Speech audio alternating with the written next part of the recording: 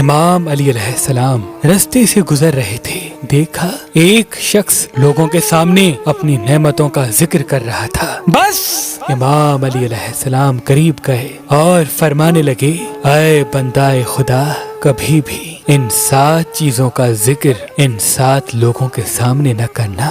وہ کہنے لگا، یا علی، کون سی 7 چیزیں اور کون سے 7 لوگ؟ امام علی علیہ السلام نے فرمایا، کسی بیمار کے سامنے اپنی صحت اور تندرستی پہ فخر نہ کرنا، کسی غریب کے سامنے اپنی دولت پہ فخر نہ کرنا، کسی قیدی کے سامنے اپنی آزادی کی بات نہ کرنا، کسی کمزور کے سامنے اپنی طاقت کا اظہار نہ کرنا، کسی غمزدہ انسان کو دیکھ کے اپنی خوشی پہ فخر نہ کرنا، کسی یتیم کو دیکھ کے اپنے ماں باپ کے بارے میں گفتگو نہ کرنا، اور کسی بے اولاد کو دیکھ کے اپنے اولاد پہ فخر نہ کرنا۔